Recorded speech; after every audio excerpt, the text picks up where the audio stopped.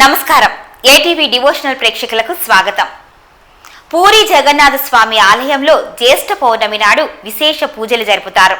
పూజల అనంతరం స్వామివారిని చీకటి మందిరంలో ఉంచుతారు.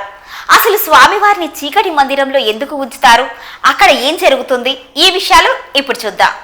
పూరి జగన్నాథుడి ఆలయంలో మూల విరాట్టుకు నిత్యం అభిషేకాలు ఉండవు.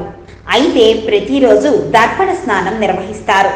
అంటే మూల విరాట్టుకు ఎదురుగా ఒక పెద్ద అద్దాన్ని ఉంచి అందులో కనిపించే ప్రతిబింబానికి అభిషేకం నిర్వహిస్తారు. జ్యేష్ఠ శుద్ధ పౌర్ణమి రోజున, అంటే ఏడాదికి ఒక్కరోజు మాత్రం మూల విరాట్టుతో పాటు బలభద్రుడు, సుభద్రులకు కూడా అభిషేకం చేస్తారు.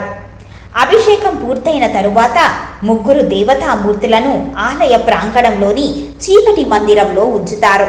నీటిలో తడిచిన దేవతలకు జలుబు చేస్తుంది అని, జ్వరం వస్తుంది అని అక్కడి వారి నమ్మకం. అందుకే దేవతామూర్తులను సరిగ్గా 15 రోజుల పాటు మందిరంలో ఉంచి ప్రత్యేక సేవలు చేస్తారు. స్వామివారికి ఈ 15 రోజుల పాటు సమర్పించే నైవేద్యాల్లో ఆయుర్వేద మూలికలు వాడుతారు.